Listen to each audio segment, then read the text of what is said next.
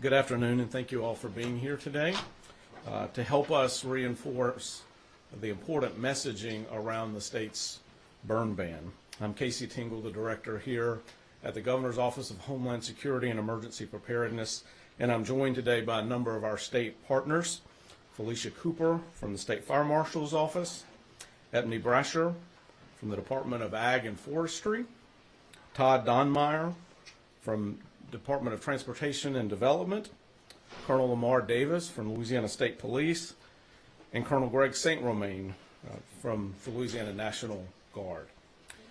The governor asked us to hold this news conference this afternoon for one simple reason: to stress the importance of the ongoing burn ban and to encourage the public's compliance with that ban. We desperately need everyone's help in adhering to this order. We know a lot about teamwork here in the state of Louisiana, and as it relates to the ongoing drought and wildfire threat that we face, this truly is a chance for all of us to pull together as a team.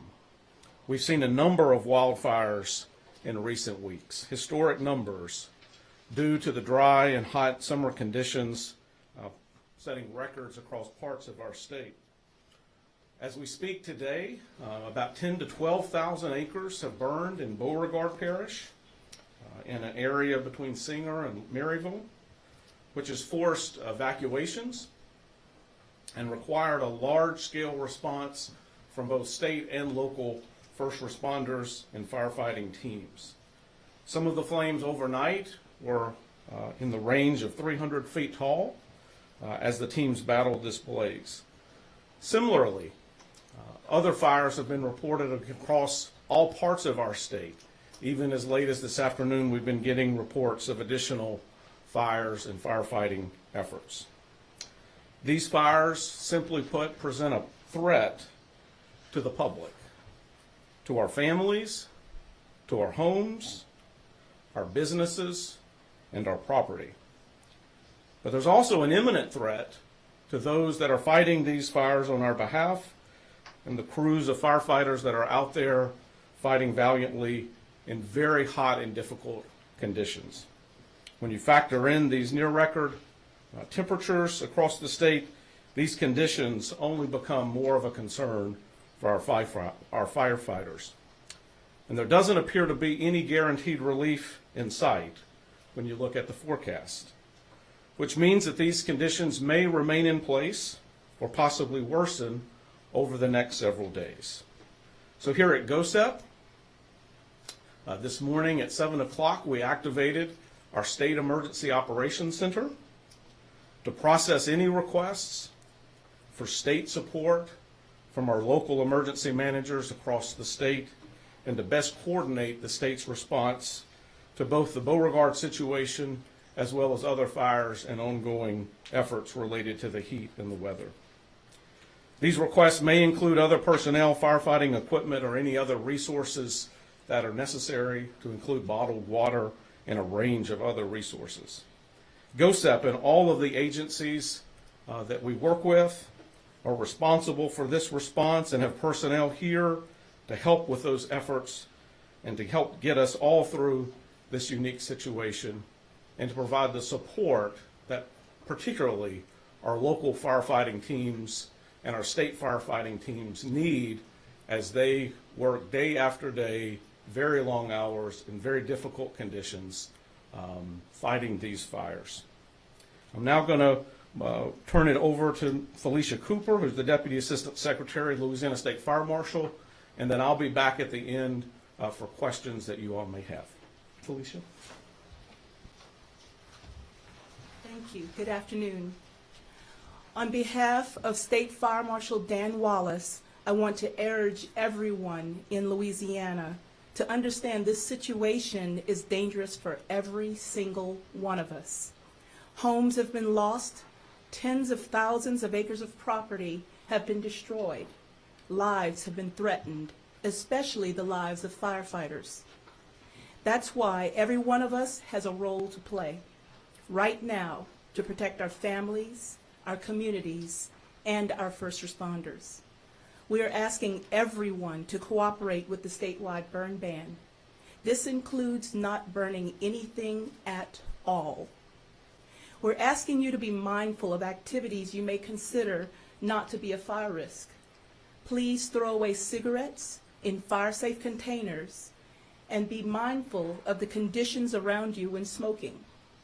Be sure any towing or safety chains are properly stored before getting on the road, and avoid driving vehicles and equipment on dry grass and fields. We need to keep all of these practices in mind every day that we experience these dangerously dry conditions. But we also need your help to spread the word about the burn ban and all of these prevention measures.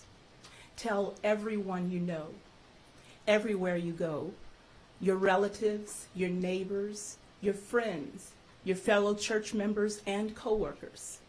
We want to thank everyone who has done all of this so far, especially businesses, schools, churches, and government buildings that have shared the burn ban message on your digital or marquee signs.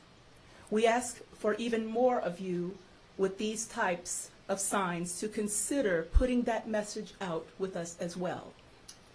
Most of all, we want to thank every firefighter that has continued to answer calls to protect their communities from these devastating fires. It's hot, it's hard, it's scary, but it's so very much appreciated. Please, please, help us help each other. Follow this burn ban and help us make sure everyone knows about the burn ban.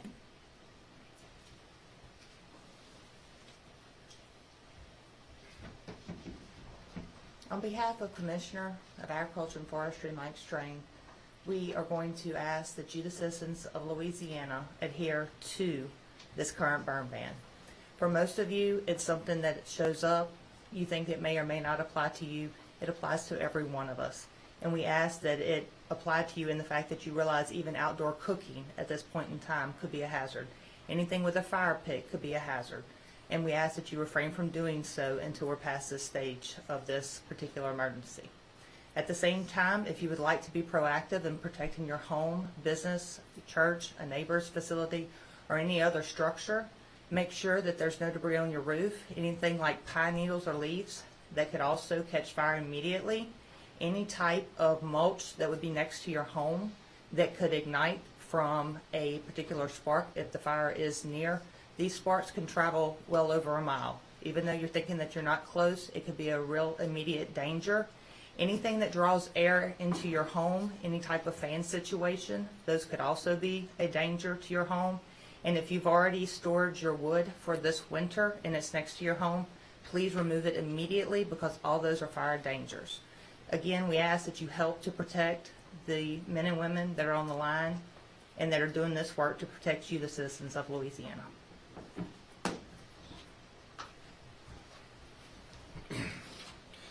Good afternoon, everyone. I'm Todd Meyer with DOTD. As our state continues to endure these extreme temperatures and dry conditions, DOTD would like to emphasize the importance of the statewide burn ban. Unfortunately, our state has already had to deal with several effects from these wildfires this year. Previously, we've had to close Interstate 10 at the Mississippi state line due to a grass fire. Also, wildfires near the Bayou Sauvage refuge area near New Orleans caused visibility issues along the interstate. And just this morning, we issued a closure on LA 110 from Singer to Maryville in Beauregard Parish because of a wildfire. As motorists, we don't typically think of our driving habits as something that could contribute to a fire. So we continue to discourage people from discarding cigarette butts out of their vehicle windows. With these dry conditions, cigarette could easily ignite a fire in dry, grassy areas. And although that fire may not be within the limits of the roadway, the resulting smoke from that fire could cause reduced or zero visibility.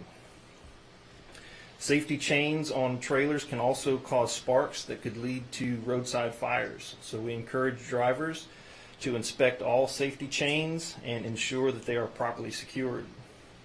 If you need to pull over for any reason, try not to pull into any grassy areas, as hot exhaust pipes could also potentially start a fire. We ask that you ensure that your vehicles are properly maintained. Brakes that are worn too thin could cause metal on metal contact, also creating sparks.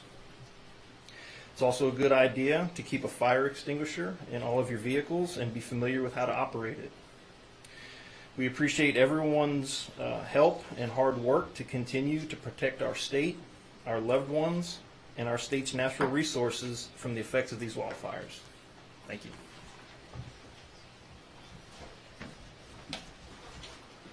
Good afternoon. Colonel Lamar Davis, Deputy Secretary of Public Safety Services and Superintendent of Louisiana State Police. As you've heard from our state partners, please heed the burn ban and evacuations if you're in the affected areas. Wildfires are not just caused by burning debris in your yard. A single cigarette butt can spark a flame that can lead to mass devastation. Please use caution when traveling through the affected areas, as smoke could hinder your driving visibility.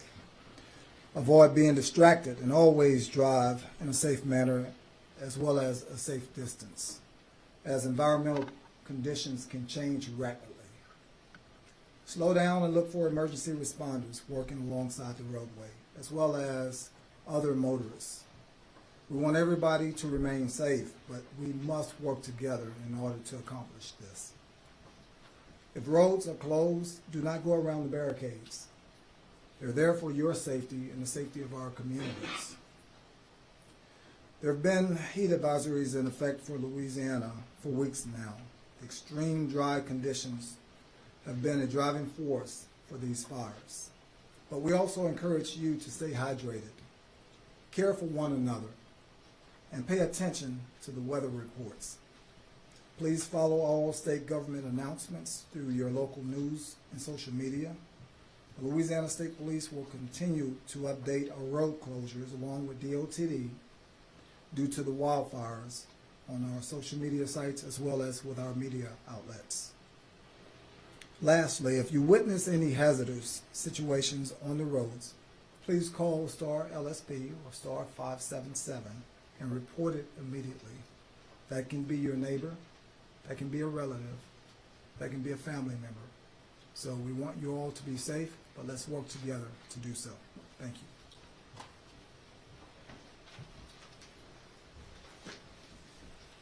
Good afternoon. Colonel Greg St. Romain with the Louisiana National Guard. Louisiana National Guard currently has service members in support of our current operations in Beauregard Parish. We have air crews as well as engineers that are currently working in Beauregard Parish. They've been working today in support of Louisiana Department of Agriculture and Forestry and state fire marshals in the response to the wildfires present in Beauregard Parish. The engineers are currently activated to provide support in the areas that may be in threat to the wildfires. But again, we're in support of our Louisiana Department of Ag and Forestry and state fire marshal offices and the current parishes. We do have a parish LNO that is also supporting that area. Again, the Louisiana National Guard remains ready and will continue to support our civil authorities, and we'll continue to partner in the response effort with a strong unity of effort and coordination with our local, state, and federal agencies. Thank you.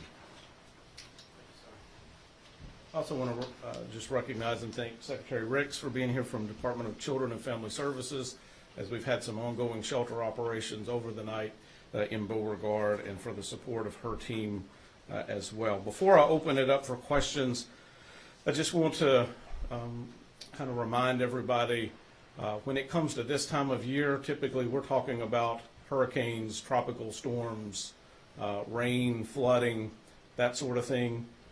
And our public is very attuned to those messages and always does a great job helping us as a state respond and recover from those events when they happen. But this time this year, obviously we are dealing with a different kind of weather situation that requires everybody to be aware of the burn ban and to do their part to reduce the likelihood that we would have anything that could potentially start a fire. We are stretching our resources very thin in very difficult conditions, and this is a trajectory that we have to change, and that's why we're having this press conference today. So with that, I'll open it up for any questions that you might have for myself or one of our state team that's here. Real quick, what is the penalties for someone, I don't know if it's a Colonel Davis question, for someone who's caught burning something right now throughout the state? Well, the burn bans are initiated locally, so those penalties will range depending upon the location. How do you guys enforce that, Colonel Davis, though? I mean, you have so many rural areas here in Louisiana. I mean, people are still going to burn regardless. I know, regardless of this plea, you know what I mean? But how do you guys enforce that? Are y'all relying on local sheriff's departments, local police departments, what? We're relying on cooperation. We're relying on our people really caring about their communities and caring about one another. And I think as whether you travel the roadways or whether or not it's a burn ban, it's going to take that spirit of cooperation in order for us to really work at solving this issue. So that's what we rely on, but also know that, you know, our emergency responders are out there. And as you discover any incidents, any hazards and such, report it so that we can take action. I know West Baton Rouge Parish is asking people not to use water for their lawns or anything on their property of that such. What should people do if a fire is sparked on their property to preserve water, but also to distinguish the fire as well? Well, and I think if I remember correctly, West Baton Rouge asks that you do not increase the water usage because they wanted to maintain a certain water pressure. And the first thing you do is you contact the authorities, you contact the fire department, you contact the emergency services. And if you have the capability, then that's the time that we use water to try to extinguish a fire. And use your fire extinguishers. You heard some of the other state partners talk about having fire extinguishers ready and knowing how to operate them. So that's the time that we use those apparatuses as well as the water. And I guess to do with those cigarette butts, this may be a question for the state fire marshal's office. How are those so quickly able to start a fire? You know, I mean, people just throwing a cigarette on the ground and that can quickly ignite a flame, you're saying? Yes, sir. We do have record that cigarettes can start fires. We do have fire-safe cigarettes nowadays that we hope would readily extinguish themselves quickly. However, with the dry conditions, we're very concerned that until it extinguishes itself, that it may cause a flame beyond the cigarette. Hi, Courtney Williams with WDSU in New Orleans. Anybody can answer this question. Tell me, you mentioned a little bit about how, you know, the grass conditions are so dry that certain patches are just catching up in fire. Tell me, how important is it that people pay attention to not only their yard but their neighbor's yard, because it can happen within seconds? Yeah, that's certainly the case. As Ms. Cooper was describing, the conditions out there are historically dry. As we have seen the record heat over a long period of days in a row with very little precipitation, and now as we see increasing winds, all of that have led our National Weather Service partners to issue red flag warnings for large parts of the state, which is not something that we see a lot of. And so as you have already heard, oftentimes it just takes a very small incident to start one of those fires, and then once it's started, it's a lot of work and time to put it out. And as we've seen over the past week, oftentimes at the loss of quite a bit of personal property, homes, and that sort of thing. And so there is a part of this that's just simply awareness. We want to bring awareness to this issue. We want to bring awareness to the burn ban. We want to bring awareness to the fact that there is a threat out there that we can't really see, that only takes a spark to be brought to very close reality for all of us. And so I think awareness is something that we really want to drive home through this press conference, through a variety of other messaging techniques, because it does take teamwork, so that if someone does see something that has started, if they see smoke, if they see anything like that, even if it's not their property, even if it's not something that they in fact caused, they need to be calling that in and reporting that to their first responders so that we can jump on it very quickly. So we've seen seen in other parts of the country and even in Maui where the electric grid and the water lines have been tied. You need both of them in order to kind of put out the fire. How are we prepared to handle a situation in the event that we do have a mass situation to where we can't necessarily completely cut off the electricity, but we also need the water lines? Yeah, so, those things are related. I think the focus of this is really telling the public what they need to be ready to do. But as we work together as a team, we work together with all of those partners. We work very closely with our utility partners in situations where it's a tropical storm, and we're working very closely with them in this type of event in case those decisions have to be made.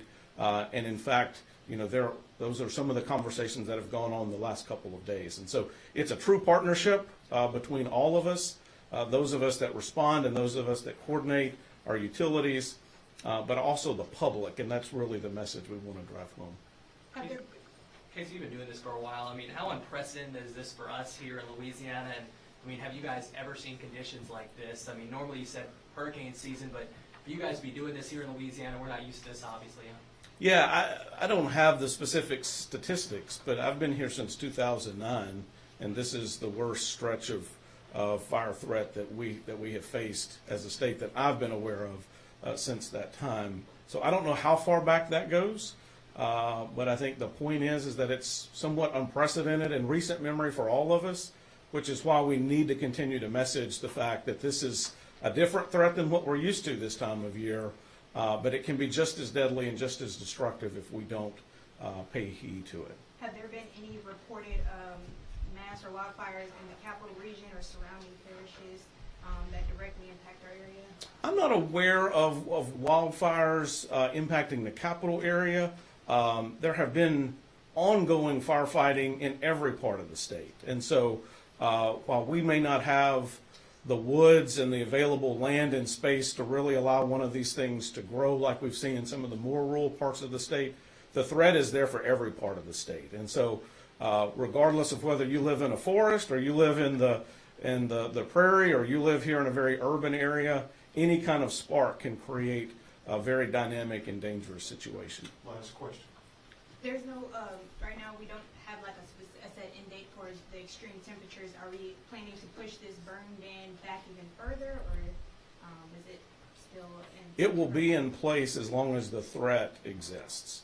And so I think the message for the public, the message for all of us is we need to get on board with it now, because the sooner we do a better job of adhering to that, and the sooner we can do a better job of not putting our firefighters in some of the situations that they've been in, the sooner we'll be able to come out of that, and hopefully the weather will cooperate as well. Thank you all very much. Thank you.